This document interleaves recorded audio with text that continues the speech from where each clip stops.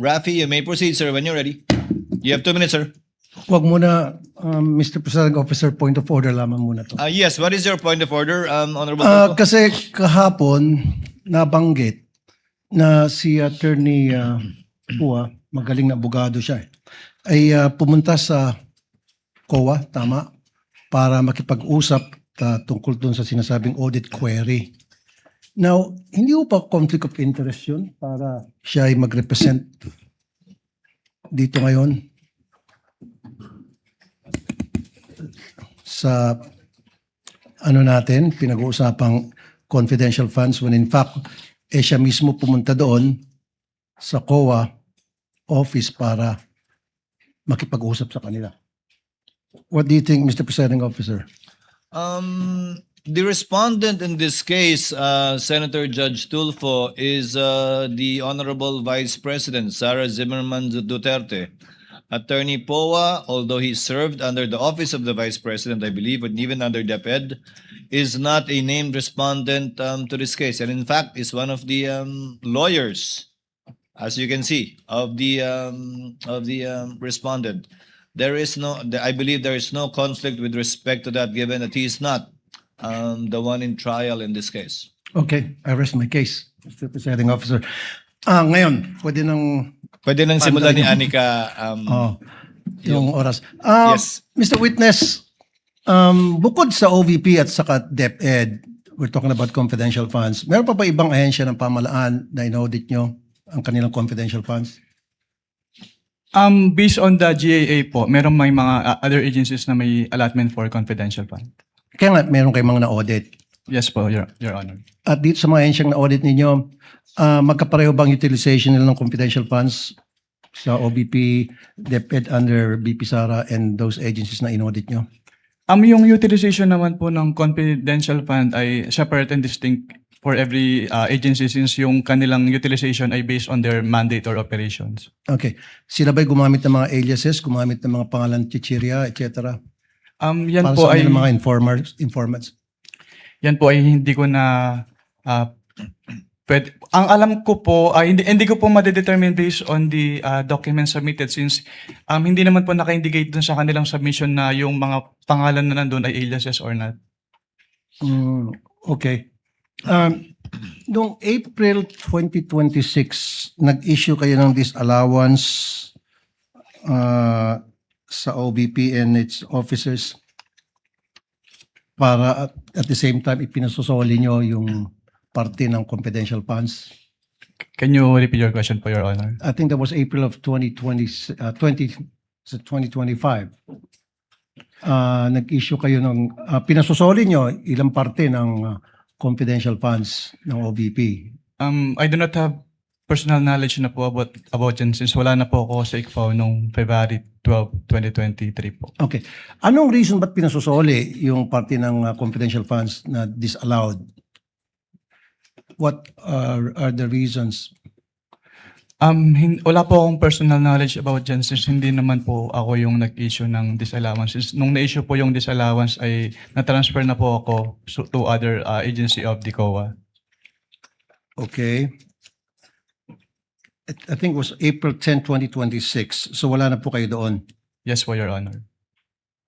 Okay. Sinabi kahapon ni Attorney Poa na binanggit niya ata yung COA circular ng 1992, if I'm not mistaken, na hindi dapat banggitin yung pangalan ng mga recipient dahil for reasons of security and national security. Security ng tao, ng recipients and national security. Would it compromise sa tingin po ninyo yung security ng informant kung hihingan nyo sila ng resibo patungkol sa mga gamot na natanggap nila mula sa confidential funds? Katulad nga po nung sinabi ko during my testimony, ang hiningi po namin ay yung proof ng pagbili when it comes to the official receipt and the sales invoice po. Correct. Alam ba, resibo, bumili ng maintenance or antibiotics, yung ganong klaseng resibo, dapat iba ang hinihingi nyo. Yes po, Your Honor. Pero ang sinasabi nila, yun daw ay magdi-jeopardize ng magkakaroon ng problema sa national security. Actually, yung minention po nila na circular, which is yung 1999 is already repealed na. Repeal na. Opo. Pero just the same, sa tingin niyo ba yung pagbibili ng chichirya o dili kaya pagbili ng shampoo o suka sa sari-sari store, would that jeopardize the national security kapag yan ay binulgar sa inyo, binigyan ka ng resibo?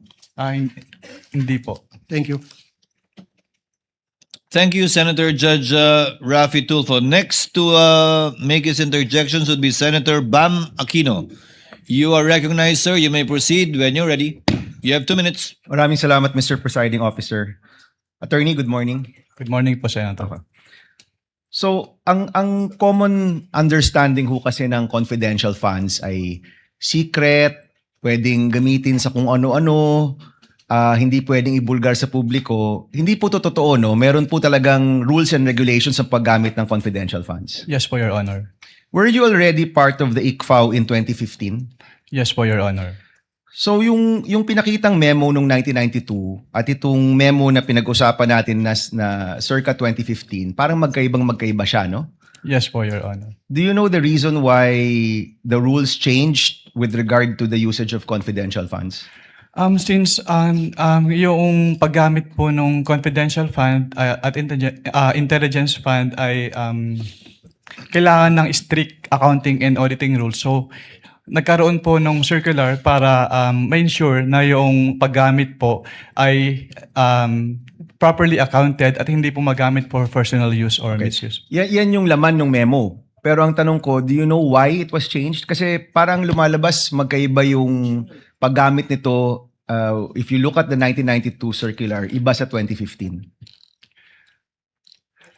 Dun po kasi sa yung circular ng 1999, walang differentiation as to the CIF po. Pero dun sa 2015-01 kasi dun na in-specify na dapat yung confidential fund ay gagamitin lang sa ganito for civilian government agencies.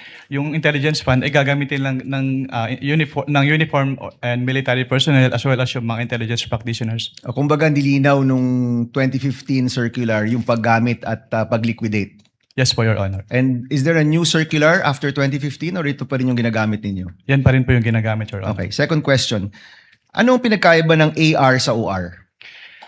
Ang OR po kasi, ini-issue po siya ng mga pinagbilhan na BIR registered. So, yung AR naman po, yun yung ginagamit ng agency para proof na binigay nila yung payment or payment dun sa tao na naka-receive noong payment. And it seems na mas katanggap-tanggap sa inyo yung OR kesa AR. Is that correct? Depende po yan, Your Honor. Kapag purchases po kasi, kailangan po talagang OR yung ibigay sa amin kasi doon po namin tinitignan kung yung ginawa, kung nag-purchase po talaga sila. Kasi official receipt, acknowledgement receipt, sabihin ng tao, pareho namang resibo, parehong receipt. Ano pinagkaiba niya? Yung acknowledgement receipt po kasi, ina-acknowledge doon nung recipient ng payment na natanggap niya yung payment. Pero yung OR po kasi, parang yun yung proof na nag-purchase si agency doon sa pinagbilhan nung item. Nung item. So pwede mong matrace. Kung OR, pwede niyong matrace. Yes po, Your Honor. Kung AR, pwede niyo po ba itong matrace o hindi na? Pag AR po kasi, kung ano lang po talaga yun nandun sa face nung document, yun lang po yung basis namin since document-based po yung audit namin. Pag AR po kasi, makikita lang po doon kung saan binili. Okay, yun lang yung information. Tsaka kung sino tumanggap. Opo, yung pinagbilan po. Okay, dito naman sa tumatanggap, no, allowed ba yung code names? Allowed ba yung alias sa inyo?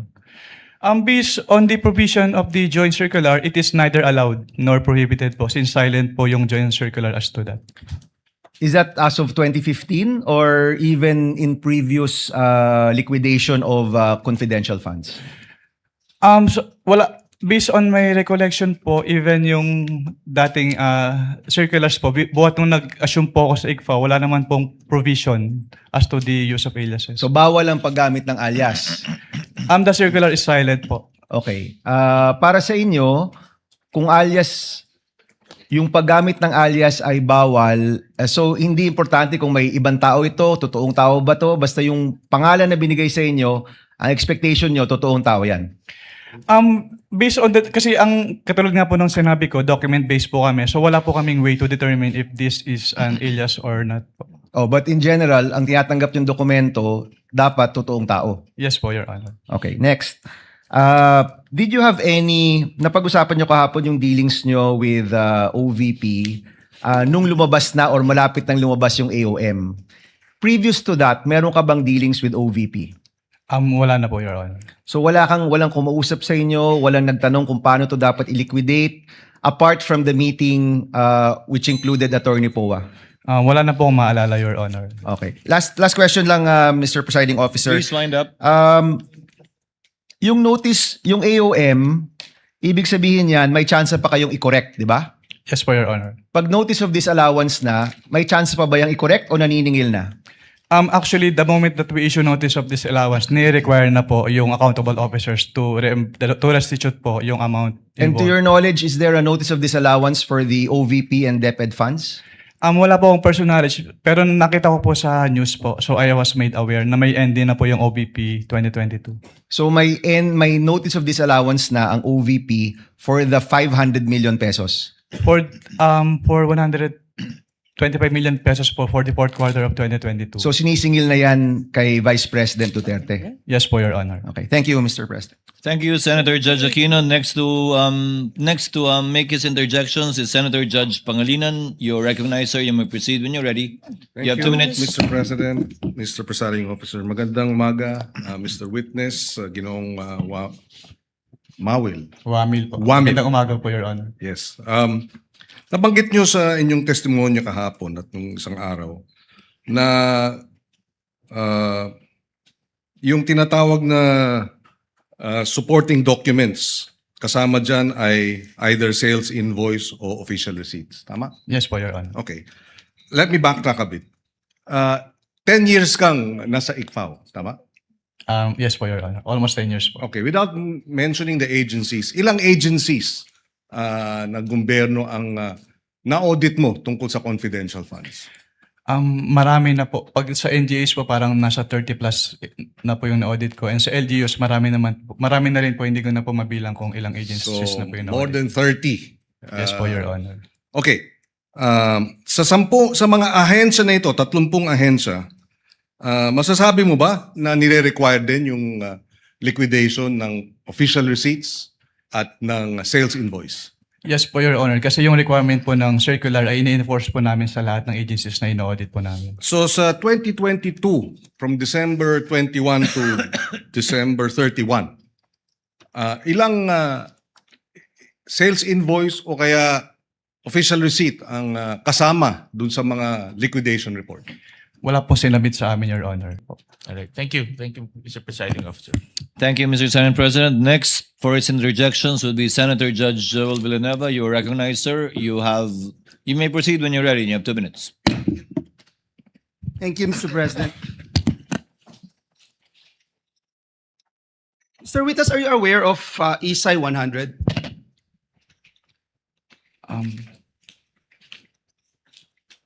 It's International Standards of Supreme Audit Institutions. I am aware po of ISAI, pero yung specific po na 100, hindi ko po ma-recall, Your Honor. Yeah, member po yung Pilipinas at they found on the word professional skepticism that requires an auditor to question records submitted but also to fairly consider yung agency's explanations and contrary evidence. Is that correct? Yes po, Your Honor. Para lang maintindihan natin, actual nyo po bang sinuri ang mga transaction? Ibig sabihin, isa-isa po ba itong ini-examine lahat? Gumagamit ba kayo ng sampling, piling transaction, yung sinusuri? Gumagamit ba kayo ng materiality threshold sa pagpili at evaluation nito? Hindi po, Your Honor. Lahat po ng documents ay ini-evaluate po namin. So lahat, meaning gusto kong maintindihan, dinutugma nyo po ba yung bawat transaction from original receipts, accomplishment reports at iba pa? Yes po, Your Honor. And how do you, hindi ko maintindihan, when you're purchasing an information, paano kung bibigyan ng official receipt? Your Honor, kapag, ang katulad nga po nung sinabi ko kanina, kailangan ng official receipts kapag binili po mismo from the supplier. So, ibig sabihin sa supplier lang. Sa tao, hindi kailangan ng resibo. Yes po, Your Honor. Malinaw po yon. Pag sinabi pong resibo, OR po. Pero pag purchase of information, inaalaw po namin yung acknowledgement receipt po. So, you allow acknowledgement receipt. Dahil information yung binili, wala namang industriya na nagbibigay ng resibo for information that they're selling. Yes po, Your Honor. Sa madaling salita po, yung findings po ba ninyo ay batay lamang sa deficiencies in the documents submitted o nakukumpirma nyo rin po na sa pamamagitan po ng inyong independent verification? Ang audit po kasi namin ay document-based. So kung ano po yung nilalaman ng documents vis-a-vis yung provisions ng joint circular, yun po yung nagiging basis for our findings po. So hanggang dun lang sa dokumento na ibinigay, wala na po kayong ibang ginagawa to go out of your way and do your independent findings. Yes po, Your Honor. Ngayon po, Mr. Wamil, Attorney Wamil, para malinaw po sa atin, kayo po ba mismo ang nag-audit nitong bawat transaksyon at naghanda ng initial findings o mayroon po kayong team? Ako lang po, Your Honor. At kayo lang po ang nagre-review nito bago maging final report? Hindi po. Meron po akong divisionship. Siya po yung nag-review, Your Honor. At dun po sa proseso yun, ano-ano ho yung material findings, recommendations, and conclusions na maaring idinadagdag o inaalis o binabago ng inyong ino-audit? At bakit po? Actually, yung laman po nung na-issue ng AOM, kinumpare ko po yun sa aking draft at parehas naman po. Sorry. Pakiulit po. Yung in-issue po namin na AOM po kasi, kinumpare ko po yun sa aking draft at parehas naman po yung substance nung AOM. Mr. Wamil, from AOM to notice of discrepancy, suspension, I mean, and then notice of disallowance. Yes po, Your Honor. Ano po yung mga nabago dun?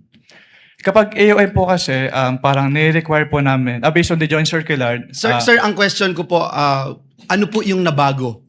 Ibig sabihin from AOM, nabago po, di ba? Kasi binanggit nyo sa kanila, ito yung hinahanap namin. Yes, Wala pa rin po. Nag-issue na ho kayo. Sa pangalawang stage, nag-issue na po kayo ng notice of suspension. Yes po, Your Sa pangatlong stage, nag-issue na kayo ng notice of disallowance. Dun sa stages po na yon, marami po bang nagbago? Para ho kasing sinasabi natin dito, hindi pa rin po sila sumunod sa pangatlong pagkakataon, sa ikatlong stage. Yes po, Your Honor.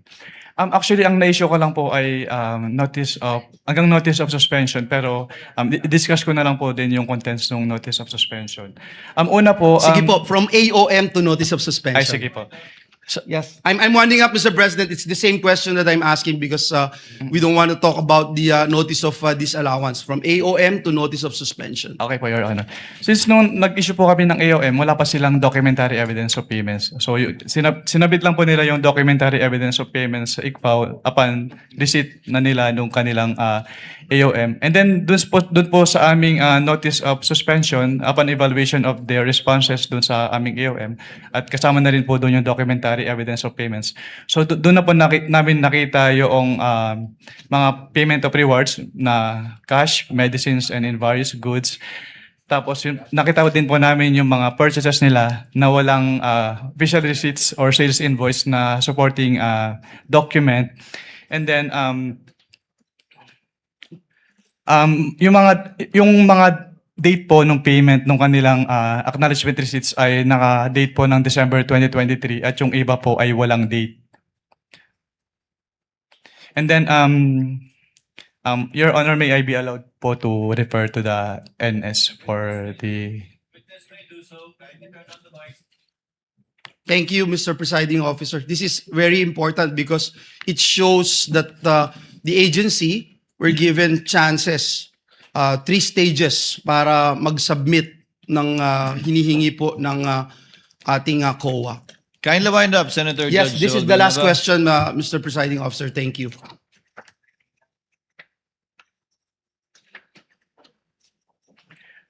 Yun po, Your Honor. Doon po sa NS po namin, nagkaroon din po kami ng findings na mas malaki yung amount nung kanilang expenditure based on the acknowledgement receipts compared to the accomplishment report ng 150. Which was not present in the AOM. Yes po, Your Honor. Thank you. Salamat po, Mr. President. Thank you, Senator Judge Villanueva. Senator Judge Risa Ontiveros is recognized. You may proceed, ma'am, when you're ready. You have 2 minutes.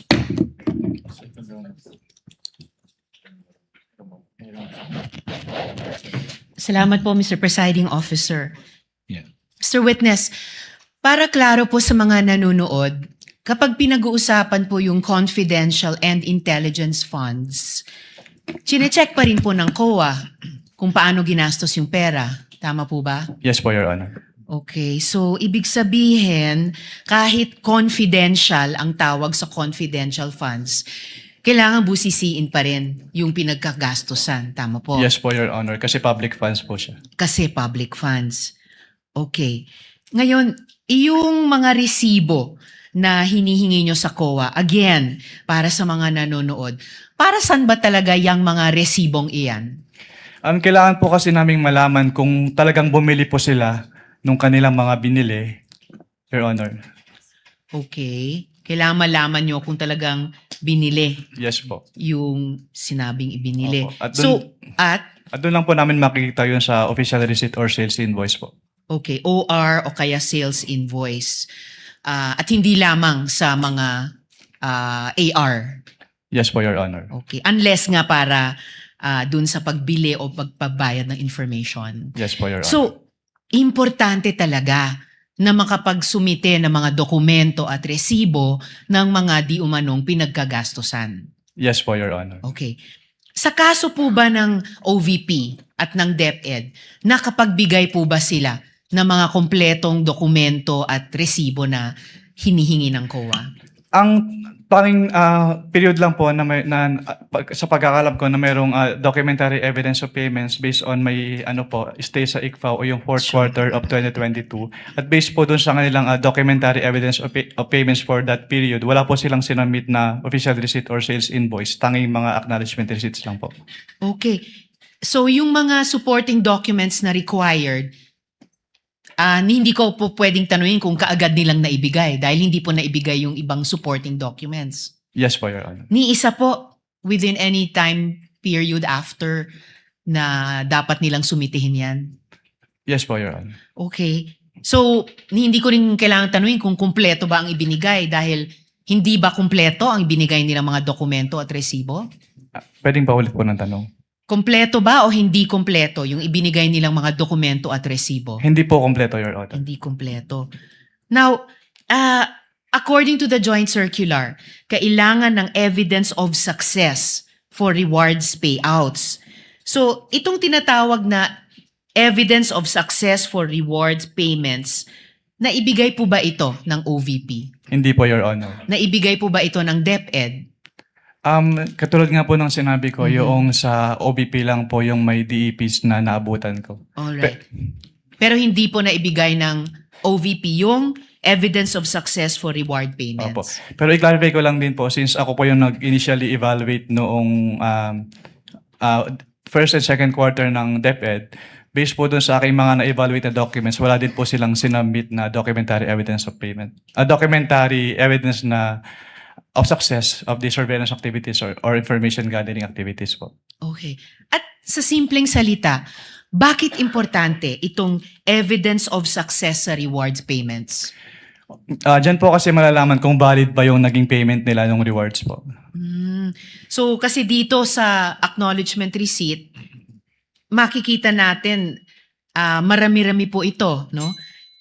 Nakalagay na kapag claim sila ng reward. So huling tanong ko sa inyo, Mr. Witness, sa round na ito, ibig sabihin sa itong evidence of success for rewards payments, patunay na meron tayong napala. Merong napala ang gobyerno sa mga operasyong iyan. Yes po, Your Honor. Kaya po namin ni-require na i-submit po yun. Alright. Salamat, Mr. Witness. Salamat po, Mr. Presiding Thank you, Officer. Senator Judge Ontiveros. Before recognizing the Honorable Padilla, Chair, yes, Senator Lacson, after Senator Soto, I believe. Chair would like to inform the councils for the parties that you may take your seat unless a question is thrown at you by a Senator Judge so that you can relax. It goes for both parties. Thank you, Your Honor. Thank you, Your Next to interpolate, Senator Judge Padilla. You may proceed when you're ready, sir. You have 2 minutes. Maraming salamat po, Ginoong tagapamahalang hukom. Meron lang po ako mga tanong. Maiksi lang po ito. Saan po kayo pinanganak? Sa Nueva Ecija po, Your Honor. Nueva Ecija. Opo. Saan po kayo nakatira ngayon? Sa Manila po. Manila. Saan po kayo nag-aral? Central Luzon State University po, ng accountancy, and then Saan Arellano po, University ng Juris Doctor po. Okay. Saan po kayo nakaikot na sa bansa natin? Nakaikot na po ba kayo ng Mindanao, sa Bicol? Marami na po akong naikutan, hindi ko na po maalala lahat, Your Honor. Opo. Kayo po ba yung nakarating na sa BARM? Yes po, Your Honor. Opo. Saan po sa BARM? Sa Sulu? Sa Basilan? Maguindanao? Hindi niyo po matandaan? Hindi Maubos ko po po yung oras ko. matandaan, Your Honor, kung saan. Bicol po. Nakaikot na po kayo sa Bicol? Yes po, Your Honor. Saan po sa Bicol? Sa Camarines Norte? Sa Camarines Sur po. Sur? Sa Norte, hindi pa po.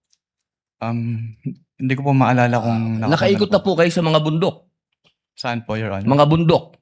Yes po, Your Honor. Nakita niyo na po ba ang pangangailangan ng mga tao sa malayong lugar? Katulad ng gamot. Katulad po ng pagkain. Wala naman po akong na-observe, Your Honor. Ayun, wala. Hindi po kayo exposed. Exposed po ba kayo sa threat ng terrorism sa bansa natin? Nabalitaan niyo po ba ang ISIS, ang NPA, ang Abu Sayyaf? Exposed po ba kayo doon sa mga balita? Sa news po, may Sa mga news. nabalitaan po ako, Your Honor. Opo. Alam niyo po ba na kung gaano nakagrabe ang terrorism? Wala po akong threshold, Your Honor, to determine that. Wala po. Pero kayo po ang humahawak ng investigasyon patungkol sa confidential fund. Tama po ba? Hindi po siya investigation, evaluation po. Evaluation. Nako, tama-tama. Ibig po sabihin, kahapon po, sinabi ninyo na gumawa lang kayo ng preliminary investigation. Tama po ba? Preliminary inquiry. Hindi po. Part po siya ng process namin na mag-issue po kami ng AOM. Opo. So, ibig po sabihin, kahapon kasi narinig ko parang yung ginawa nyo, preliminary lang. Yung AOM po, preliminary lang. Opo. Hindi po yun konklusyon. Kung ang tinutukoy niyo po ay yung... Meron po kasing provision as to the joint circular as to tinatawag na prima facie. Pakisagot na lang po kung conclusion ba po yun? Final? Hindi po kasi we require So, hindi them. po final. Based Boss, on the AOM po. konti lang po oras ko, hindi po final. Sa AOM po, yung AOM po hindi po final. Hindi po final. Opo. Kayo po ba ay naniniwala na ang mga confidential agent dapat magpakilala? Sabihin ng kanilang mga totoong pangalan? Wala pong provision as to that po sa joint circular, Your Honor. Opo. Kayo po mismo, palagay niyo po, sa personal po ninyong pagkakaintindi, ang mga confidential agent dapat po bang magpakilala? Since that calls for an opinion, hindi po ako authorized to express that, Your Honor. Ano pong definition niya ng confidential? Based on the joint circular po, ang confidential expenses ay yung... Hindi po expenses, confidential lang po. Bilang kayo po ay abogado, ano pong pagkakaintindi niyo sa confidential? classified po, Your Honor. Okay. Boss, sa next na lang po akong round. Thank you, Senator Salamat Judge po. Padilla. You may avail of the second round. Next would be Senator Judge Marcos. You are recognized, ma'am. You may proceed when you're ready. You have 2 minutes. Thank you very much, Presiding Judge. Okay, kanina sinabi mo na hindi ka umabot doon sa notice of disallowance pero andun pa rin sa ICBAO nung na-release yung notice of suspension, di ba? Yes po, Your Honor. Okay. So, doon sa notice of suspension, katulad ng disallowance, na sabi mo, kahit wala ka na ron, you were made aware kasi nabalitaan mo, pinagbawal ba ng COA yung mga confidential expenses dahil peke o fictitious, gawa-gawa lang yung mga AR? Anong pong notice yung tinutukoy niyo po, Your Honor? Doon sa mga AR ng OVP, meron bang sinabi na gawa-gawa lang, hindi tunay, peke? Dahil hindi po yan yung focus ng audit namin, wala po may basis para magkaroon ng findings po doon sa mga sinasabi niyo. So ang sagot, no. Walang sinasabi na fictitious yung AR. At doon sa AOM, pati sa suspension, ganun na rin sa ND, sinabi ba ng COA na yung AR and documentary evidence of payments, yung DEP, peke, falsipikado, huwad? Since hindi po yan yung focus ng audit po namin, wala po kaming findings about that, Your Honor. Sinabi ba doon na falsipikado yung DEP at saka yung AR? na it was forged, kumbaga? Wala pong ganong findings, Your Honor. Wala rin, di ba? At doon sa mga pangalan ng mga recipient ng award, tama ba ako sa pagkaintindi na hindi rin sinita ng COA yung mga kakaibang pangalan tulad ng Mary Grace Piatos, Andy Lim, etc. Ang sinabi at binanggit talaga ng COA ay yung mga datos na hindi tumutugma. Tama ba? Since what we did is compliance audit po at wala namang provision yung circular as to the use of aliases, yes po, wala po kaming findings. Kasi about that. sabi mo nga, neither allowed nor prohibited. Tama po. So, doon sa AOM at sa notice of suspension, the names of these reward recipients was never raised by COA. Di ba? Yes po. Tama. Dahil nangyayari talaga na kakaibang pangalan ang binibigay kapag confidential or intelligence fund. Kaya isa pang tanong ko, dun sa notice of suspension, pati na rin sa ND, ang pagkaintindi natin, final ba ito o hindi? Kapag sinabi po kasing notice of disallowance under the joint circular, meron na pong obligation to restitute agad. Tama, final siya sa COA. Pero kahit ang desisyon ng COA, pwedeng dalhin sa Supreme Court para maging pinal na pinal. Di po ba? I-clarify ko lang po, kapag dumating na po kasi sa Supreme Court, ang tanging ground na lang po dyan ay grave abuse of discretion amounting to lack or excess of jurisdiction. So wala na pong kinalaman po yung factual matters. Ganun nga, talaga naman na matters of fact, hindi naman rin na-raise sa Supreme Court, tama ka doon. Pero hindi pinal. Pwedeng dalhin sa Korte Suprema. At no point are these final. I-clarify ko lang po, yung decision po ng COA to restitute ay hindi po apektado nung pag-file sa Supreme Court. So, kahit mag-file po sila ng petition for certiorari sa Supreme Court, kailangan na po nilang ibalik kaagad. Kasi yung pendency po ng petition for certiorari, hindi po niya na-stay yung obligation to restitute. Naintindihan natin yun, pero hindi pa tapos ang kaso. Pwede pang dalhin sa Korte Suprema, hindi po ba? At saka dun sa notice of suspension, balikan ko lang, was there a finding na ginamit sa pansarili yung mga confidential funds ng OVP? That is a presumption po under joint circular. Misappropriated ba yun? Kindly wrap up. That is a presumption Judge po. Marcos. Hindi po kailangan directly sabihin kasi nagkaroon po ng presumption. Pero hindi sinabi. Sa madaling sabi, Pero dahil wala presumption talagang po siya, hindi po siya kailangan sabihin, Your Honor. Naintindihan ko, pero wala doon. Is there a COA finding na ninakaw ang confidential funds doon sa various AOMs and notice? Meron bang sinasabi doon na ninakaw? It was stolen? There is a prima facie evidence na nagamit po siya for personal use or benefit under the joint circular. Kaya nga, Kindly wrap up, Senator Judge Marcos. yes, You're gonna avail of I round am two. done, but I have questions kung may second round. There will be a round two, and I will register you, Senator Judge Marcos. Thank you. Senator Judge Ejercito is recognized. You may proceed, sir. And when you're ready, and you have 2 minutes. Yes, thank you, Mr. Presiding Officer. Siguro dagdagan ko na lang din nun. Ito tayo tinatanong na rin yung tungkol doon sa mga paggamit ng mga alias sa ating mga senator judges. No? Dahil alam naman natin na kinakailangan din na lehitimong may pangangailangan na protektahan, no? Dahil nga confidential itong mga information. Ang sa ilalim ng Joint Circular number 2015-0, paano dapat maprotektahan ang pagkakakilanlan ng mga confidential informant? Wala pong provision as to that, Your Honor. Kasi yung wala po namang requirement yung circular as to the pwede pa ulit po ng tanong, sorry. Well, yung hindi kasi parang alam naman natin, no, dahil lalo na sa mga intelligence at saka yung mga activities, mga confi, ginagamit yung mga alias, no, nabanggit nyo rin kanina. Hindi ba pwedeng gamitin na lang, halimbawa, John Doe, Jane Doe, o Juan de la Cruz, kasi alam naman natin na binambibilit, reward for information na syempre pinoproteksyonan din natin yung mga pinoproteksyon ng mga agencies yung identity, no, ng mga informants. Ang masasabi ko lang po, Your Honor, wala naman pong provision as to the joint circular sa use ng aliases kasi silent po yung joint circular. So tanggap yun. Halimbawa, nakita niyong medyo parang yung mga pangalan mukhang alias lang, ay tinatanggap dahil pang intelligence gathering.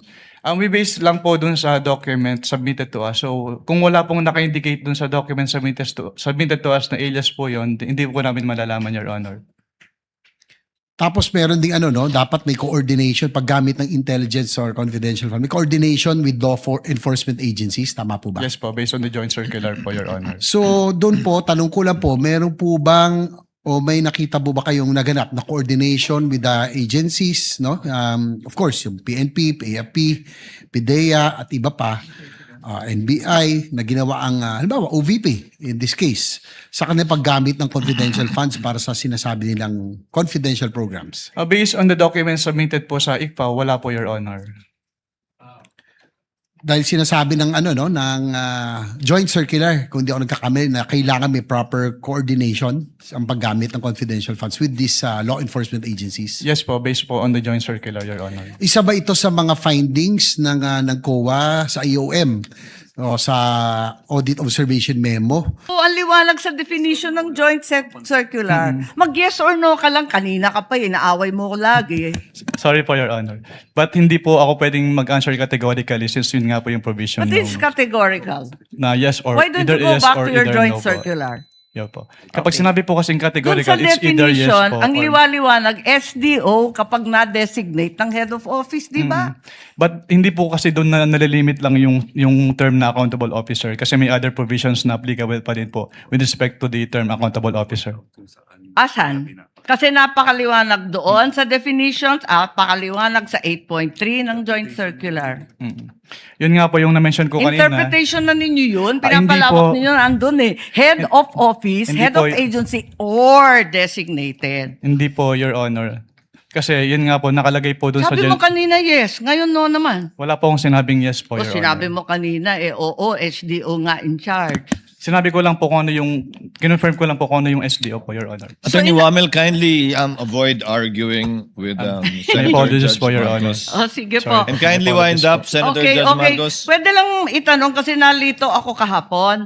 Kahapon sinabi mo na si VP Sara lang ang first and only vice president that you audited na may confidential funds. Hindi ba? Sinabi mo yun, di ba? Yes po, Your Honor. Tapos, kahapon, nung pinakita ng depensa, yung SARO na si VP Binay, noong 22 December 2014, may binigay na 6 million kay VP Binay ang DBM.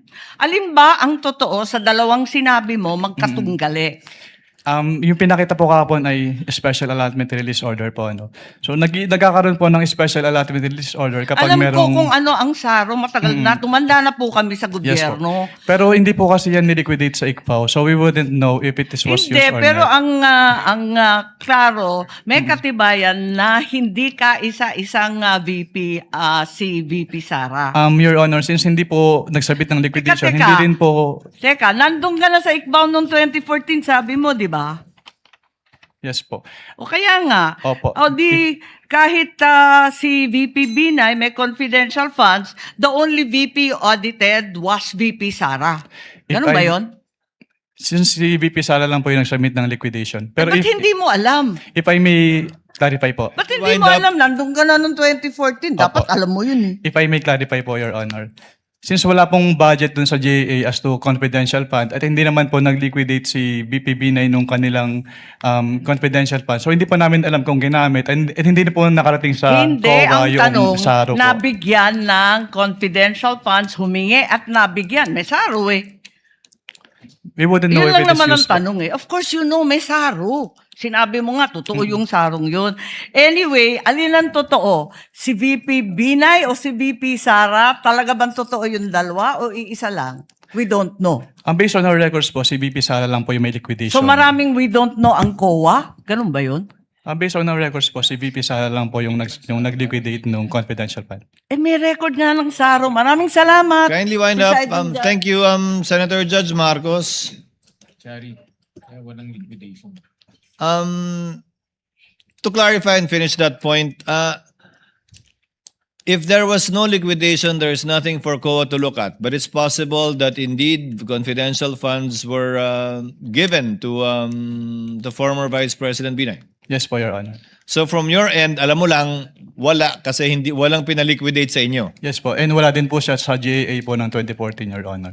Pero kung may saro nga na pinakita sa iyo kahapon at mapatunayan nila, ibig sabihin nun, meron pero walang niliquidate sa inyo. Maaari po, Your Honor. Pwede po. Yun lang naman yung tanging rason, di ba? Apologies po, may apologies hindi po, nirelease. Senator Ivy. Next to interject is Senator Risa, thereafter Senator Judge Rafi Tulfo. Senator Judge Risa, you may proceed when you're ready. You have 2 minutes, ma'am.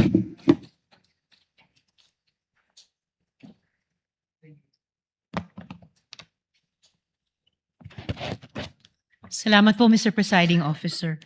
So, to clarify further and confirm, hindi nagbigay ng evidence of success si Vice Presidente, pero lumabas ang pera at marami ang nakatanggap ng reward. Tama Based po? on the documents po, Your Honor. Yes po.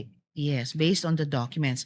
Now, based on your experience po, karanasan nyo bilang auditor, ano pang pinahihiwatig nito? Pwede pong pakiclarify Ano po yung pinahihiwatig na hindi nakapagbigay ng patunay ng success ng intelligence or surveillance operations, pero maraming lumabas na pera at maraming tumanggap ng reward? Ang ibig sabihin po niyan ay hindi po nag-comply yung OBP po dun sa requirements ng Joint Circular. Okay, so yun ang pahiwatig sa inyo sa karanasan nyo bilang isang auditor. So, ngayon na wala nga yung evidence of success, matitiyak pa ba ng COA na yung pabuya ay talagang napunta dun sa mga informants? Hindi po, Your Honor. Hindi nyo mapatutayan. O sige, pumunta naman tayo dun sa gamot. No? Di umanong gamot ang ibinigay na reward. So muli, sa karanasan po ninyo sa ICFAO, and based on your expertise, normal po ba iyon na gamot ang kapalit ng intelligence information? Hindi po siya normal po, Your Honor. Hindi normal. Naranasan nyo na po ba ito dati na gamot ang bayad para sa impormasyon? Hindi pa po. First time po dun sa may OBP po, Your Honor. Okay, first time po dito sa OVP. At ito pa yung palaisipan, kung may sakit talaga yung tao, naimbestigahan niyo po ba sa ICFAO kung bakit kailangang magbigay muna ng intelligence information bago siya bigyan ng gamot? Hindi po, Your Honor. Hindi nyo naimbestigahan. So bilang auditor, ito po ba ay ifa-file sa ilalim ng pabuya o sa ilalim ng ayuda? Pwede po kasing tingnan yan. Kasi since document-based po kami, pwede po siyang tingnan as payment of rewards, pero pwede rin po siyang tingnan as provision of medicine. So pwede rin tignan as provision of medicine. So pwede rin siyang tignan na ayuda. Kung Hindi yun po yung pabuya. ibig sabihin ng provision of medicine, pwede rin po. Pwede rin. So kasi, paano yun? Yung mga informant po ba, most of the time, may sakit? I wouldn't know po. Natanong nyo ba kung ang gamot na yan ay para saan? Hika ba? Alta presyon ba? Diabetes ba? Hindi po. Hindi rin. And ayon po dito, si Mary Grace Piatos, ayon sa isang acknowledgement receipt, si Mary Grace Piatos ay nakatanggap ng 70,000 pesos worth ng gamot bilang pabuya. Ano po ba yung sakit niya?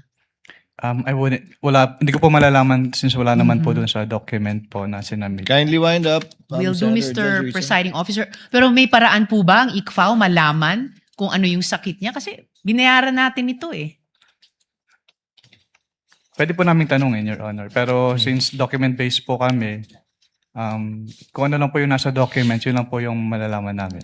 Document-based pero pwede niyong tanungin. Yes po. Okay. Kapag may mga hindi normal na pangyayaring ganito. Yes po. Allowed po kami under 6.2.3.7 of the Joint Circular po. Okay. Salamat, Mr. Witness. Salamat, Mr. Presiding Officer. Thank you, Senator Judge Risa. Mag-round 3 po ako kung meron po. Salamat. Let's try to finish the interjections of Senator Judges before we pause for lunch so that we can resume with the new witness of the prosecution after lunch. Senator Judge Rafi Tulfo is recognized. Thereafter, Senator Judge Villanueva for the availment of round 2. You may proceed, sir, when you're ready. You have 2 minutes.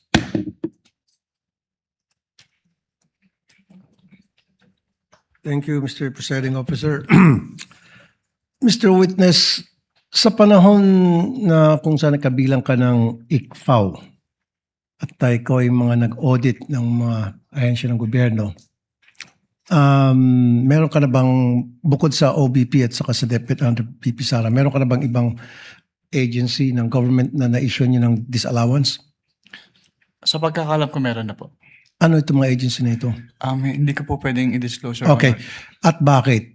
Bakit sila na-issue ng disallowance? Dahil yun nga po, since ang basis lang po namin ay yung joint circular, hindi po compliant dun sa provisions ng joint circular. Hindi compliant. Okay, so nung na-issue ng disallowance yung office ni VP Sara, ano yung naging tugon nila? Wala na po akong personal knowledge, Your Honor, kasi wala na po ako sa ICFAO. Okay. Nabanggit mo rin na ikaw nga'y pinuntahan sa tanggapan mo sa COA para magkaroon ng tinatawag na audit query. Yan bang kauna-unang pagkakataon lamang na meron government agency na pumunta sa opisina mo para makipag-usap sa'yo? May mga agency po na nagtatanong, nagsisik po ng clarification with respect to the provisions of the joint circular. Pero yung OBP po yung first time na nag-ask po ng audit query. OBP. Yes po. Okay. Noong mga panahon na pumunta sila sa inyong tanggapan, pinanganak na ba doon si Mary Grace Piatos? Hindi pa. Meron na bang Grace Piatos noon? Hindi, wala po doon sa submissions nila po, Your Honor. Wala pa. Okay. Nung puntahan ka ng Chief of Staff ng OVP at saka yung si Attorney na nandito ngayon, nakalimutan ko yung pangalan niya. Ayoko na pangitin. POA. Were you intimidated? Wala naman pong ganun, Your Honor. Good. And yun yung isang unang pagkakataon na sabi mo kanina na may pumunta doon para makipag-usap tungkol sa audit query. Yes po. Okay. Anyway, nothing personal to sa'yo, attorney. You're a good lawyer. As a matter of fact, dati nakausap ko siyang meron pong programang Wanted sa radyo, may problema tungkol sa DepEd, and I call him at sumasagot naman siya at yung mga sinasagot niya sa akin, okay naman. And for that, hanga ako sa'yo. Doon lang sa programang Wanted sa radyo na mabilis kang lapitan at natutugunan mo yung mga problema nilalapit ko sa programa ko. Thank you. Thank you. Thank you, Senator Judge Rafi. Mr. Senator Chair. Judge Joel. Mr. Presiding Officer. Yes, what is the pleasure I of don't know if counsel this for is in order, so I would just like to ask if you would allow me to do so. But since I've always been, I was alluded to, and references were made to the meeting. If you could just give me maybe 2 minutes to just give context to that meeting. But if I'm not allowed to do so, then I will submit to the ruling of the presiding Unfortunately, officer. counsel, no. That's why I also prohibited them from questioning you or Yes, okay. alluding to you in relation to any question. I You will understand. have the appropriate opportunity during your presentation of evidence in chief, if you do so, if you want to explain that meeting. Although I watched you This is- trying to explain it yesterday already, which I will address later. But we will cross the bridge when you present your evidence in chief, Attorney Pao. You will have your chance. Thank you. I respect that, Mr. Presiding Officer. Senator Judge Villanueva, you have 2 minutes, sir. You may proceed when you're ready. I'll help a bit. Is there anything illegal, improper to that meeting, Mr. Witness? Wala naman po since Thank you. may mga agency naman po na nagtatanong din po sa amin. Thank you. Sa item 4 ng Feb 1 na AOM na ginawa po ninyo, sabi po ninyo masyadong general ang socio-economic program delivery at hindi ito tinukoy yung specific confidential activities. Ano po yung minimum level na of detail na dapat ay nakasaad po doon sa PFP o yung physical and financial plan upang makapagbigay po ng ito ng tunay na authority at spending limit at hindi naman na inilalantad yung sensitibong operational information. Based po dun sa joint circular, dapat naka-indicate po dyan yung specific programs, activities, and projects po na pagbabasehan ng kanilang confidential disbursement po. Yung specific confidential activities po na kanilang pagbabasehan, since yan po ay plano, dyan po nakabase yung kanilang confidential expenses. So the PFP is not merely a reporting form. Yes po. Yan po yung basis for disbursement. Dapat po bang approve at sufficiently detailed yung PFP bago ilabas o gastusin ang confidential funds? Kung magbigay lamang po ng mas detalyadong paliwanag, for example, pagkatapos magastos yung salapi, maaari po ba nitong retroactively ma-cure ang kakulangan dun sa PFP? Sa original PFP? Pwedeng pa ulit po ng tanong, Your Honor. Sorry po. Ulitin ko lang Dapat po bang approved at sufficiently detailed na yung PFP bago ito ilabas o gastusin ang confidential funds? At kung nagbigay po sa pagkakataong ito ng mas detalyadong paliwanag pagkatapos magastos yung salapi, maaari po ba nitong retroactively ma-cure ang kakulangan sa original PFP? Maaari po, Your Honor. So maku-cure siya. Ngunit hindi ito nagawa. Kaya po natuloy yung AOM, kaya natuloy dun sa NS. Yes po. Nabanggit po ninyo na limitado yung space sa accomplishment report, kaya hindi po maipaliwanag ng ahensya kung ano talaga yung bawat purchase o expense. At dahil dito, tama po ba na hindi dapat ibase lamang ng COA yung kanilang findings doon sa broad labels lamang at kailangan suriin muna ang bawat transaksyon at supporting document? Yes po, Your Honor. Doon po sa 82 million na medical and food aid, 20 million na incentives of traveling, sinuri po ba ng COA ang bawat purchase at payment? Alin po dito yung supported at allowable sa ilalim ng item 4.8 at alin naman po ang unsupported o hindi allowable? Ang pinagbasehan po namin ng findings yan is yung sinamit po nilang documentary evidence of payments po. Doon po namin in-evaluate if compliant ba yung si OBP dun sa requirements ng Joint Circular. At alin po yung supported at allowable at yung hindi? Wala pong data as of this moment po. So you agree, sir, yung broad labels ng medical and food incentives do not by themselves show the nature. May apologies, Your Honor, pero yung sinabi niyo po pala na provision of medical and food data, yung payment of incentives or traveling are per se, hindi po siya among the allowable expenses po. Yun yung tanong ko. Under Thank you. 4.8. Paki-explain nga po pa. Dahil yung enumeration po under 4.8 na allowable expenses ay exclusive po. So kapag hindi po kasama doon yung kanilang expenditure, hindi na po siya allowed as confidential expenses po. So yung limited space in the accomplishment report may result in incomplete or overly broad descriptions. Would you agree? Yes po.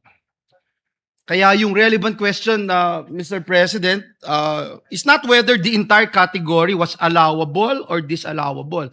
ECOA should be able to identify, at nabanggit po ng witness natin, to identify the specific transactions and amounts that were supported, unsupported, or outside the allowable purposes. Yes, Tama po yun. Yes po. Magwawakas lang po ako, Mr. Presiding Officer, by saying, again, and I pounded this a while ago, importante na may independent, verifiable powers ang COA, hindi lamang dun sa documents na sinesend po sa kanila. Just to share my experience when I was in TESDA, dun sa, before the AOM came out, yung pong scholar, for instance, tinawagan po yung scholar, hindi ho makontak, nagpalit ho ng telephone number. Sabi, ghost na agad. So, ang hirap po nun. But dun sa AOM, na-approve, kaya hindi nag-issue ng notice of suspension because natuntun yung scholar. So, I hope that is very clear and would help our Commission on Audit in doing their job more efficiently. Thank you very much, Mr. Witness. Thank you, Mr. Presiding Officer. Senator Judge Lacson, for his interjections, you may proceed when you're ready, sir. You have 2 minutes. Within 2 minutes. Thereafter, Mr. Presiding Senator Officer. Judge Padilla. What is your level or security clearance level? Top secret being the highest, access sa documents, saka information, restricted being the lowest. Meron ka ba security clearance na nag-grant o na-issue para sa'yo? Wala naman. Well, you know, I assume na mataas yung security clearance mo kasi ang hinahawakan mo, ino-audit mo, confidential information, confidential funds, di ba? Yes po, Your Honor. So I wonder why wala ka security clearance. Kasi paano ka mag-audit? Kasi pag may intelligence project, naka-vault yan eh. Lahat ng aliases, yun ang nakalabas. Pero yung tunay na identities corresponding to the aliases, naka-vault. Pag declassified na, terminated na yung program, yung activity o yung project, intelligence project, pwede na ilabas yun kasi declassified na yun. So kung wala kang security clearance, paano ma-access? Yung tulad na sinabi ni Senator Subiri, quarterly, nagpapadala sa Senate President, Speaker of the House, ng intelligence and confidence, paano ginastos? Kasi may oversight powers kami, di ba? So paano ka makakapag-audit properly kung hindi mo alam yung nature ng intelligence project or operation? Kaya kanina tinatanong ko, yung bang evidence of success per activity, ano ba, after surveillance report. And mind you, you cannot call it successful kung negative yung surveillance. Wala nakita eh, pero gumastos ng pera yon. So would you consider that another topic as a success or evidence of success, maski negative yung resulta ng intelligence information gathering, operation or activity, or yung after surveillance report? So kung walang result, negative, ano yun, hindi successful? Hindi pwedeng i-clear? Nakalagay po kasi yung nature ng item is payment of reward. So dapat... No. Pagka kasi nag-acknowledgement receipt, no? Halimbawa, bumiyahe, meron ding informant yung informant, ginasusan, o bumili ng sigarilyo sa sari-sari store, nagkape, kasi kausap yung informant. Wala ka makikitang... Oh, thank you, Mr. President. Kindly wind up, Senator Lacson. Pati ako nabitin eh. You may just respond na lang. We'll wait for your answer. Ay, sorry po. Pwede ko ulit. Ulitin ko hindi lahat ng after surveillance report successful. Negative eh. Wala nakita. Pero gumastos. Oh. Hindi lahat ng intelligence gathering information successful. Kasi negative. Pero may gastos yun. How would you classify that? Evidence of success ba yun o hindi? These are practical questions Kasi galing ako dyan kaya alam ko yung kalakaran. Opo. That calls for... Yun nga wala ka security clearance kasi. Kasi naka-bolt lahat yan. Pagka intelligence project, naka-bolt. Pag declassified, terminated yung project, saka ilalabas yun. Nandun lahat yung mga tunay na pangalan ng mga aliases. Opo. Kumuha ka ng security clearance. Wala nga raw.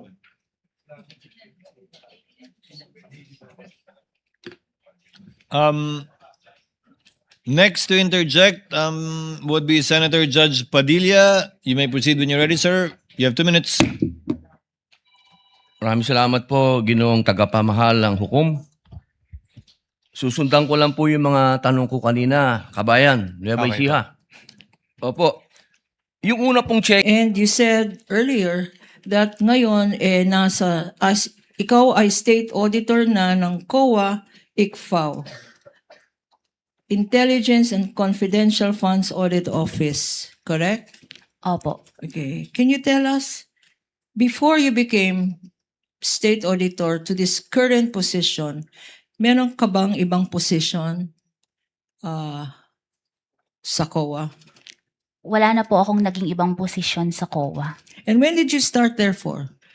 You're being a state auditor of the COA, ICFAO.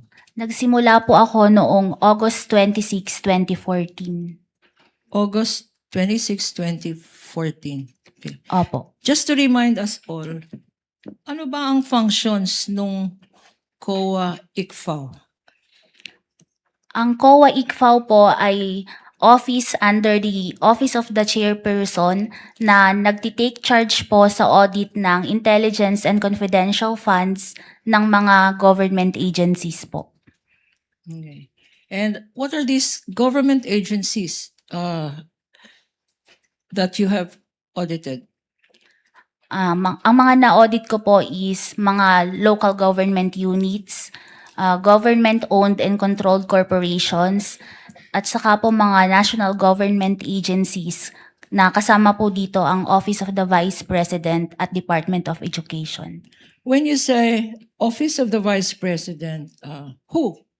Which Vice President specifically during your term, during your current position from 2014 to the present, which Vice President have you audited in terms of confidential funds? Nung magsimula po ako sa COA, sa ICFAO, ang na-audit ko lang po na liquidation documents ng Office of the Vice President ay kay Vice President Sara Duterte. Bakit siya lang, Madam Witness?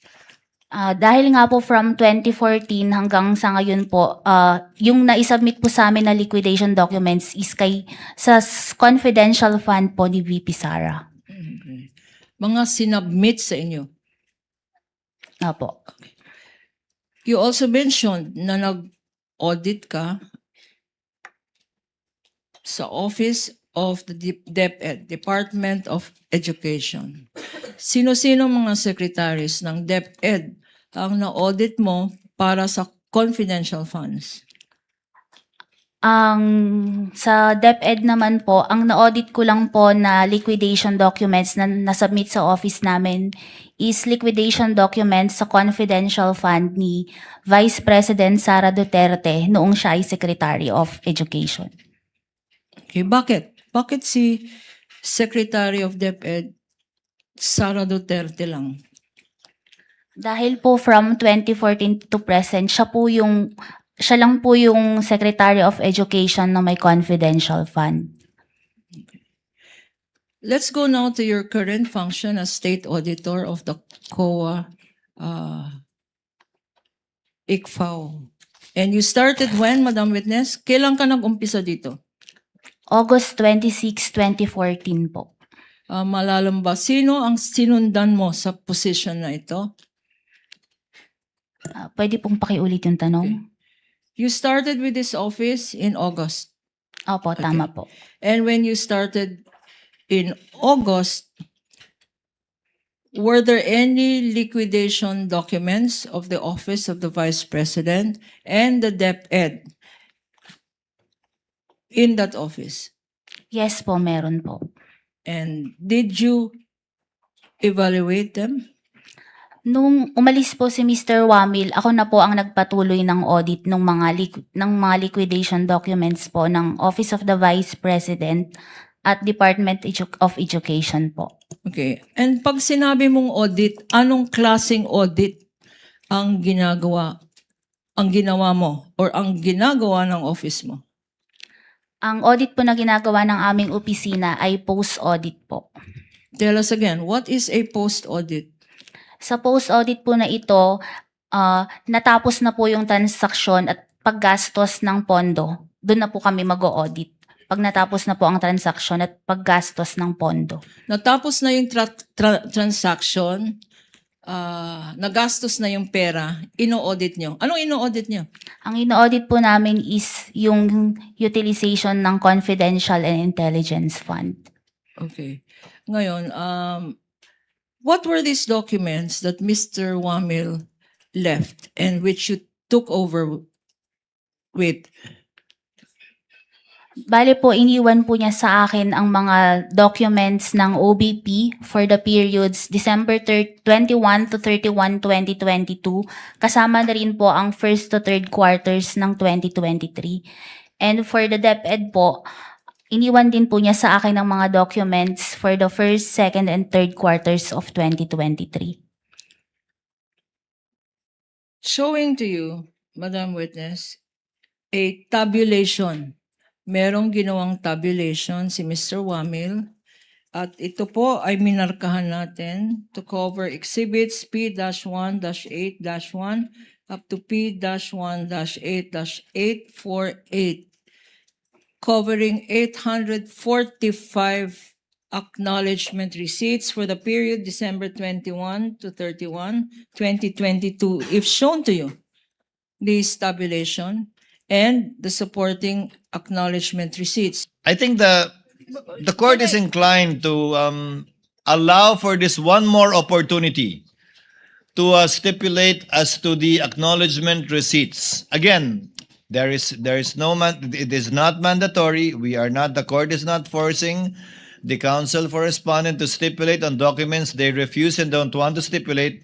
But since you have your own copies of ARs, and since the issue pertains to the chain of custody, after you submitted it to the COA, then the court would like to afford you the opportunity to compare it. Again, you need not stipulate on anything. You don't have to stipulate on a single one, but the court would rather give one more chance or one more time to try to do this, to save on the court's time, without prejudice, again, to the respondent or counsel for respondent saying that they refuse to stipulate because they are different from the copies that they have. Counsel? Yes, Your Honor. Actually, we will agree to that proposal, Your Honor, but we provided, Your Honor, that we will not be forced to stipulate that the ARs are authentic, etc. And then the date and time, Your Honor, shall be mutually agreed upon by the parties. Of course. Of course, Your Honor. I think, Of course, the date and time should be mutually agreed upon between Thursday and Friday. Your Honor, please, you asked for it. Because Your insofar Honor, as please. this witness is concerned, or give me one date on one time slot on Thursday and Friday which you can agree on after we adjourn. Your Honor, please, if I may add as well. In the marking of this exhibit, Your Honor, before the Honorable Clerk of Court, each acknowledgement receipt had 3 signatures. The signature of the Clerk of Court, the signature of one of the representatives for the prosecution, and the signature of the defense counsel, Your Honor. 3 signatures per document. And now they still they had signed each of these acknowledgement receipts, Your Honor. That's number 1. Number 2, Your Honor, perhaps to restore a level of trust on the side of the defense, maybe we can even use their own documents. If they do not trust the prosecution's documents or photocopies of the prosecution's documents, then we will use their documents, Your Honor, because we are certain that their documents is the same as our documents. Let's use the defense documents, Your Honor. Then they will not say, we do not trust these documents because it is their own defense documents. Maybe that will solve the problem of this court. We will use your documents, counsel. Will you still question using your own documents? Will you still question the authenticity of your own documents? Of course not, Your Honor. Okay, Of then course not, maybe that counsel, is but a possible solution, Your Honor. Let us use the defense documents instead of the prosecution documents. Para wag na tayong mag-compare. Thursday, Friday, manonood pa ako ng Odyssey. I'm sorry, counsel. The presiding officer was not yet elected during the pretrial, hence I did not know what went on during the pretrial. Apparently, the respondent or counsel for respondent has a different purpose and or intention with respect to the ARs from that of the prosecutor. Therefore, that's why they refused a common marking on the same AR. Yes, Your Honor. Is that correct? So they have their own set of ARs, and you have your own set of ARs that was marked during pretrial, correct, counsels? that is correct, Your Honor. Now, all that the court is asking is for an opportunity to be had by the parties once more to compare your respective marked ARs to be able to distinguish and find out if indeed they are the same or not, regardless of whatever purpose or theory each party may have with respect to presenting the ARs, given that they are common exhibits. We will not touch into that, counsel for respondents. So your concern with respect to authenticity and purpose will not be touched on. Only insofar as that it is the same AR that you received, it is the same AR that you sent to the COA, that you also have a copy of, that they are presenting. And insofar as ARs that you did not send COA or did not come from you, then you can point that out too, as the case may be or as may be appropriate. Again, without any pressure nor any mandate from the court for you to stipulate on all, just the opportunity to do so. Kindly agree on a date, councils, on a time rather, between Monday and Thursday. If that is not possible, then we will continue as we have this afternoon. But kindly agree on a date. Court so directs the parties to fix a date and be able to present the same, be present before the clerk of court to compare the ARs they separately marked and to confirm if indeed which ones are the same and which ones are different for whatever purpose it may serve both parties, given that they are commonly marked. So ordered. Hailin, sorry, babalik ka. Wala tayong magagawa. Court will have to wind up at this point because otherwise we will be continuing with this prolonged marking of evidence, which will not only bore the viewing public but the senator judges as well, the presiding officer and the Senate President included. So we will have to cut it short at this point in time and discuss already some administrative matters before we adjourn in time for our session. Yes, Attorney Gabunan. Just one more ask, Your Honor. Yes, ma'am. Earlier in the proposal for stipulation, counsel for the defense was kind enough to stipulate on certain documents, Your Honor, except for 10 documents, Your Honor. Since this opportunity is given by this honorable court to compare, and we understand that their reluctance to stipulate on these 10 documents is because of their claim that it does not faithfully represent the originals, Your Honor. May we ask also that these 10 documents be perused during the period given? If only to give it a second chance and a second look, given that not much time was given to the counsel for respondents to view it. They were only given 20 minutes. So, yes, the court will allow it to allow the respondents more time to go over it for possible stipulation. Again, no pressure, Attorney Christine. You don't have to if you don't want to. You don't have to if you don't wish to. But the court just wants to give it one more shot to save on the court's time. So ordered. Thank you, Your Honor. Now, before the court makes a ruling on the motion for judicial notice, the court promised to hear and listen to the counsel for respondents either in writing or orally. I have been informed by the clerk that no responsive pleading was given by the counsel for the respondents. So I guess you will be Your Honor, please. orally arguing the motion. If I may, Your Honor, please. Beforehand, I guess you will be orally arguing on the motion for judicial notice, counsel? Attorney Christine? We are ready, Your Honor. Your Honor, Again, please. just to hear your side. Yes, Attorney Gabunan. At this juncture, Your Honor, I respectfully turn over to our public prosecutor and head public prosecutor, Chairman Jinky. Yes, thank you, Honorable Luistro. Before I recognize you, Ma'am Hailin, you are excused. Sorry po.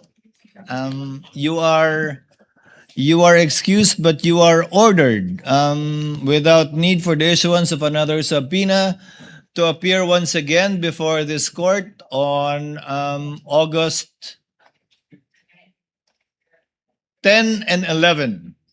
10, so in open court, you are directed to appear here once again on August 10.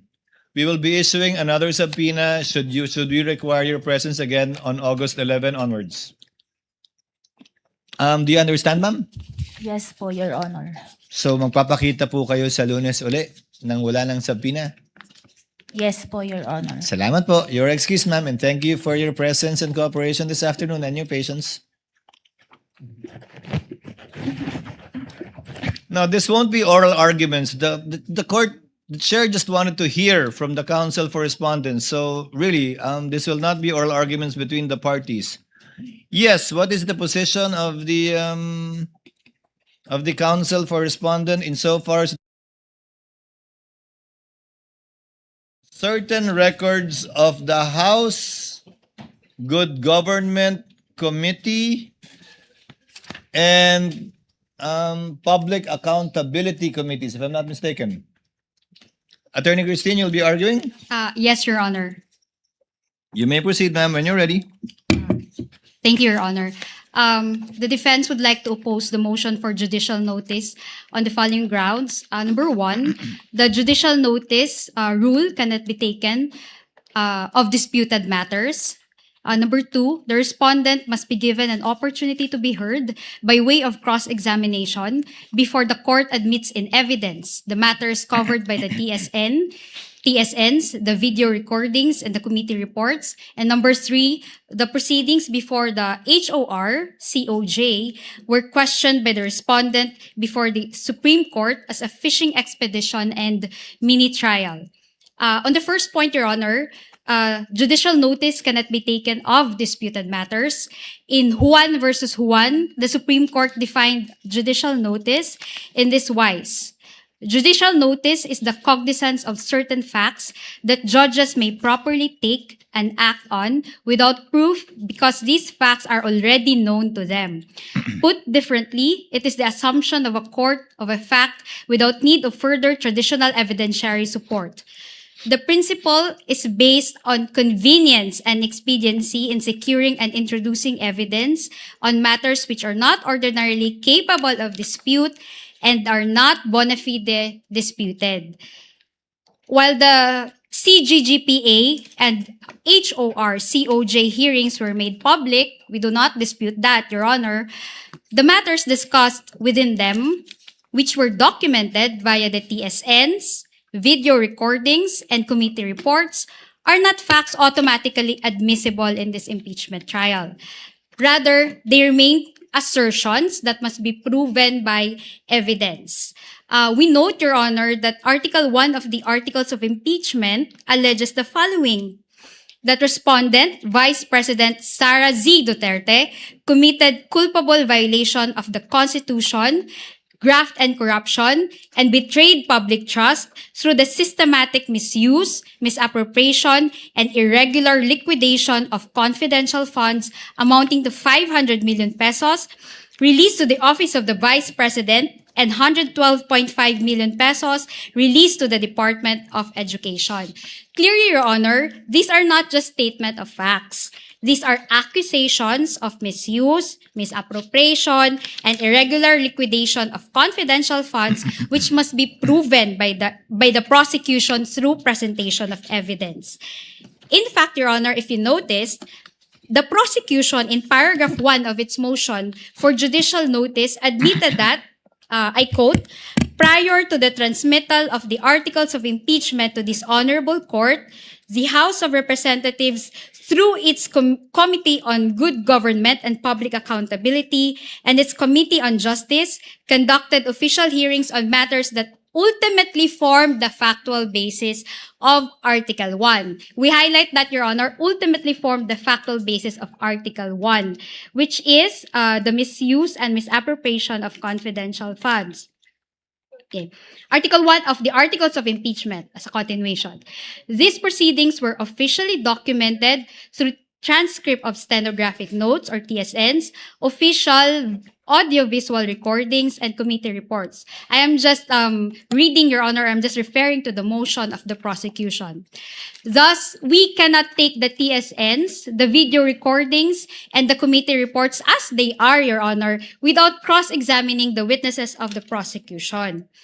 The impeachment court cannot just take the utterances, testimonies, the questions and answers, and the interpellations during the COJ and the CGGPA hearings as factual findings and statements of truth without going through the usual route of evidence presentation. In fact, Your Honor, we are even unsure whether these videos are spliced, edited, or shortened, with due respect, and whether the TSNs are accurate, unedited, or modified, as portions of the TSNs turned out to be different to our transcribed notes, which leads me, actually, Your Honor, to my second point. That because the matters covered by the pieces of evidence, Your Honor, which the prosecution would like this court to take judicial notice, are exactly the matters that are being heard before this impeachment court, the respondent must be given an opportunity to be heard by way of cross-examination before the court admits in evidence the TSNs, the video recordings, and the committee reports. The requirement of due process is basic. It is the opportunity to be heard before the court. And affording the respondent the opportunity to cross-examine to cross-examine the authenticating witness serves a dual purpose, Your Honor. First, it validates the existence of the video recordings, the TSNs, and the committee report. And second, it verifies their accuracy and completeness. The Constitution explicitly guarantees the respondent's right to ensure that these pieces of evidence have not been altered, edited, or modified to fit the prosecution's narrative of Article 1. Consequently, the respondent is fully entitled to have all the observations, the objections, and cross-examination questions placed on record before the court admits these documents in evidence. It is also a matter of record, Your Honor, that the videos that the prosecution would like this court to take judicial notice were not played during the pre-trial conference, Your Honor, and it is with the understanding between the parties that there shall be subjected to proper authentication and identification during trial, consistent with the rules of court. And third, the respondent has directly challenged the House of Representatives Committee on Justice proceedings before the Supreme Court, Your Honor, characterizing them as a mere fishing expedition and an unauthorized mini trial, Your Honor. Consequently, the respondent declined to participate in these proceedings, maintaining that the HOR-COJ lacks the jurisdiction to conduct these trials. Under Article 9, Section 3, Paragraph 6 of the Constitution, the respondent submits that exclusive power and authority is vested solely with or in the Senate, Your Honor. That's why a petition for certiorari and prohibition was filed by the respondent before the Supreme Court. So we cannot stipulate, Your Honor, on the matters that were taken up in a proceeding that the respondent challenged before the Supreme Court. But crucially, Your Honor, the petition pending before the Supreme Court challenges the proceedings before the HOR-COJ only and not the actions of the Honorable Impeachment Court. This distinction, however, does not preclude any future legal challenges against actions that this court may take while sitting as an impeachment court. The respondent, Your Honor, was consistent in her position, Your Honor. In fact, in a letter dated March 24, 2026, the respondent through counsel informed the HOR-COJ that she cannot attend the mini trial and the fishing expedition being done by the said committee because of the committee's apparent lack of authority under the Constitution. The closing paragraphs of the letter state, and I will read the closing paragraphs for the record. In light of this, while the invitation for the respondent and counsel to participate in the committee's mini trial is well noted, we cannot, however, do so at this point on the ground that the committee and/or the HOR, as well as any of its members, lack jurisdiction to conduct any form of trial or exercise any of its incidents.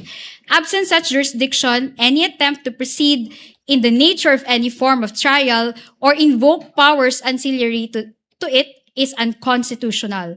Consequently, the respondent puts on record her objection to any requests, motions, or similar efforts aimed at obtaining or fishing for supposed evidence through processes that necessarily presuppose the existence of lawful authority and jurisdiction under the Constitution, which in this case is absent.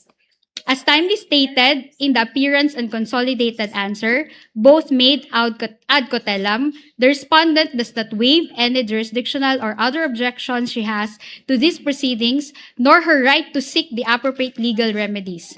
Nonetheless, she is prepared to meet the charges against her in proper jurisdiction.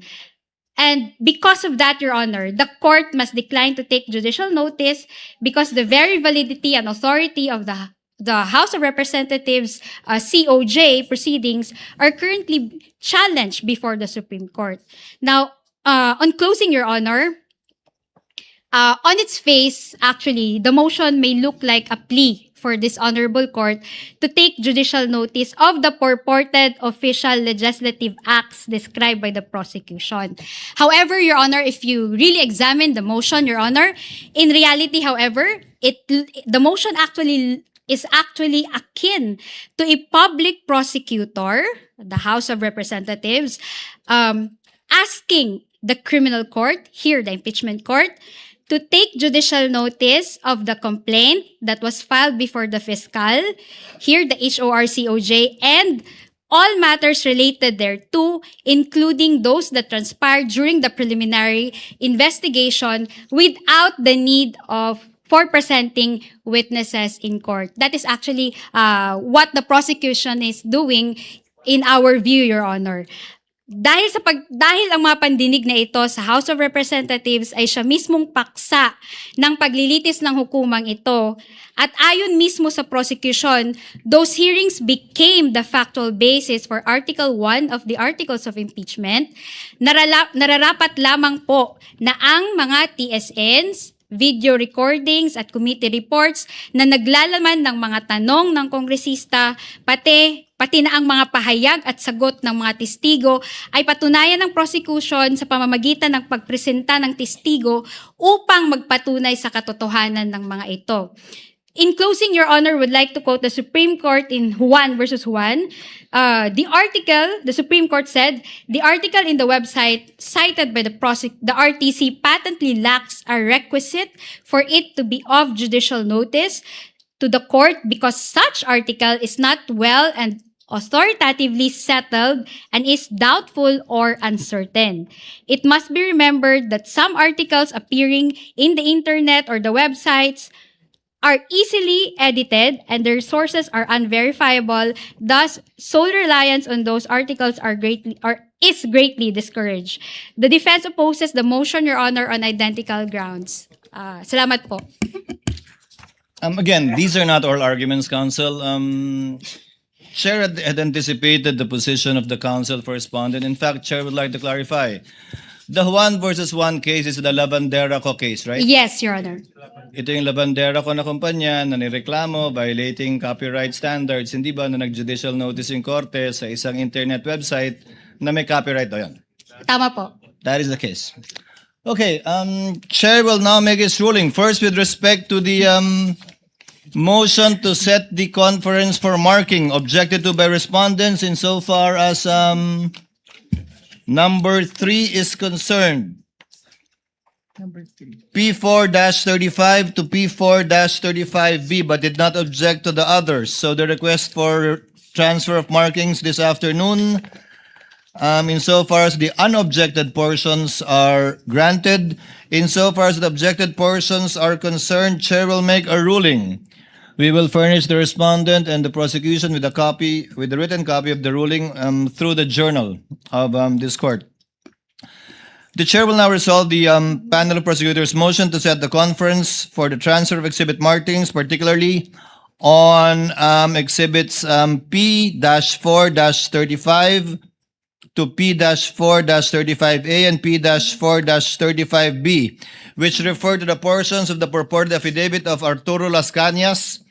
And after considering the objections of the chair of the respondent, the objection is hereby denied subject to the following guidelines and reasonings. Section 34, Rule 132 of the Rules of Court provide, the court shall consider no evidence which has not been presented or formally offered. The purpose for which the evidence is offered must be specified. Accordingly, the marking, identification, or authentication of a document does not mean that the document has been formally offered or admitted for the purpose it was so stated. The physical transfer of an exhibit, designation from a provisional copy to its corresponding original or certified true copy is even more limited. It is a mechanical and ministerial act intended only to maintain the orderly identification of the court's records. The respondent is not prejudiced by this transfer. The transfer does not alter the substance or evidentiary status of the document, referring to the Las Cañas document. It does not constitute a ruling on the authenticity, admissibility, or evidentiary weight, and it does not enlarge the purpose for which the document was originally marked. The respondent therefore loses no substantive or procedural right by reason of the transfer and may raise all appropriate objections when the document is formally offered. This conclusion is consistent with the prosecution's own representation during the July 21, 2026 hearing, wherein the Honorable Luistro stated, quote, "Your Honor, the document is being presented only to seek confirmation from the witness that he is referring to this particular document as part of the investigation of the Special Task Force.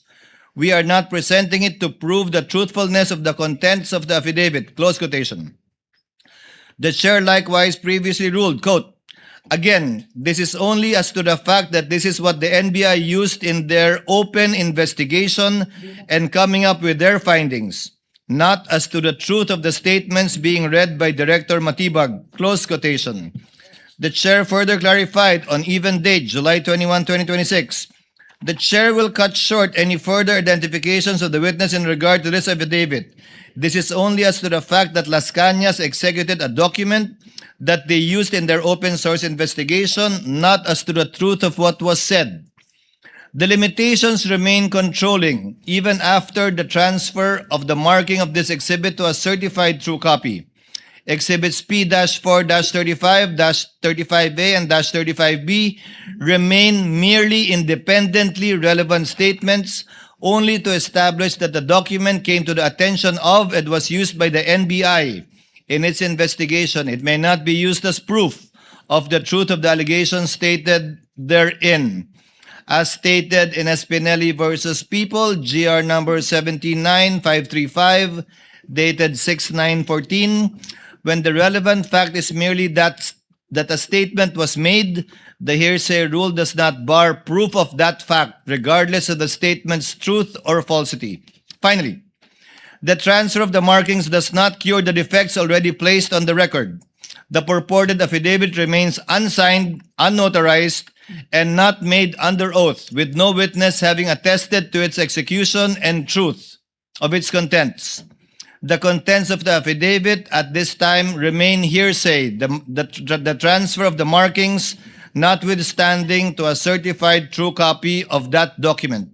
Accordingly, the clerk of the impeachment court is directed to set the requested conference as requested, I think, this afternoon, if I'm not mistaken, at 4 p.m.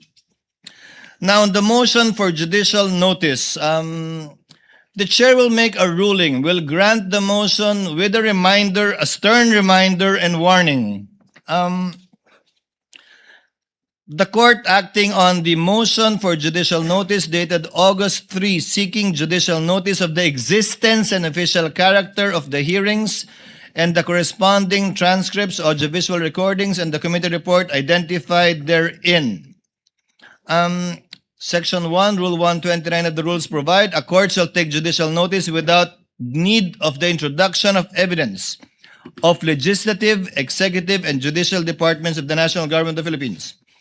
As stated in CLT, the case cited by the counsel for the prosecutors, there is such, referring to a Senate committee report.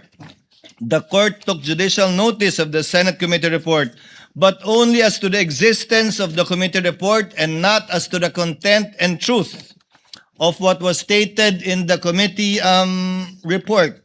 Therefore, accordingly, the court grants the requested judicial notice to be taken by the court, but solely and exclusively limited to the following facts. Number one, that the legislative hearings were actually held and under the official function of the House of Representatives, Committee on Good Government and Public Accountability, and the Committee on Justice. So to reiterate, just as to the factual existence that the hearings were indeed conducted. Number 2, that the corresponding transcripts, official audiovisual recordings, and committee report exist as official records of the proceedings and in a separate rule, therefore enjoy the regularity of official proceedings absent contrary proof that there is either fraud, falsity, or inaccuracy, and therefore which will overcome the presumption of regularity. With a warning, having granted the motion only within the foregoing limits, the chair now states in unmistakable terms the precise effect of this ruling and reminds the prosecution, and should the time come, also the respondent, if they happen to cross this line also, Rule 129 is captioned, "What need not be proved." Therefore, the court states with precision what the prosecution need not prove, only with respect to those two things. Nothing else is judicially admitted or established. The prosecution is therefore expressly, it says warned here, but I would rather say reminded, that judicial notice shall not be used as a vehicle to place into the record substantive contents of the transcripts, recordings, or committee report. It is not a substitute for the presentation and formal offer of competent evidence, nor does it dispense with the applicable rules on authentication, hearsay, relevance, and the right of the respondent to object and confront the evidence presented against her. As the Supreme Court held in Magkamit versus IAS, PIDEA, GR number 198140, 12516, fair play requires that the respondent be given meaningful opportunity to rebut all the evidence presented against her. Therefore, consistent with the chair's prior ruling on July 21, in relation to the Las Cañas document, a witness will not hereafter be allowed to read in open court a third-party statement that is not his or her own, as the respondent would be denied the opportunity to rebut those statements and cross-examine the statements made by a third party. Again, to reiterate, the court does not take judicial notice of the truth of any statement made during the hearings, the correctness of any factual allegation, or the validity of any finding or conclusion in the committee report. Those matters remain subject to proof, objection, and the court's independent evaluation of their admissibility and/or evidentiary weight at the proper time. The prosecution shall not represent expressly or impliedly that this ruling establishes the truth of any matter contained in the identified records. Any attempt to use this judicial notice given for that purpose shall be rejected by this court, and the parties accordingly shall be duly reminded in course. So ordered. There being no lead prosecutor, your witnesses for next week, before we call it a day, a rainy day. Your Honor, we would like to submit the name of the following witnesses for next week. That is August 11, August 12, and August 13. August 10, 11, and 12. One, of course, is Silene May L. Del Campo from COA ICFAO, our supposed witness today. 2 is Marivic Pareja from Legislative Information Resources Management Department of the House of Representatives.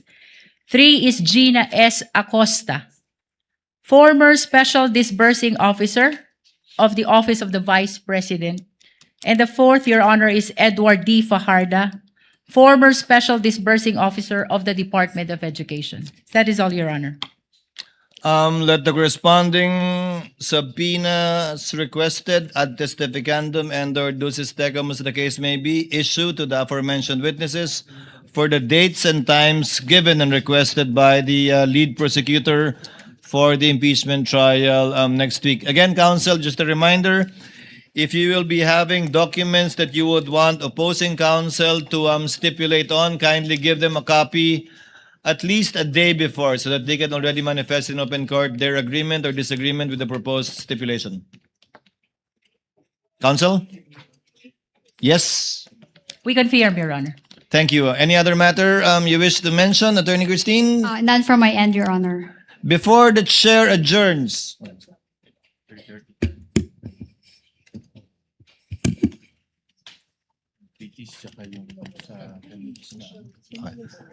there being no other business to be taken up by the impeachment court at this time, the trial is hereby adjourned until 10 a.m. of Monday, August 10, 2026.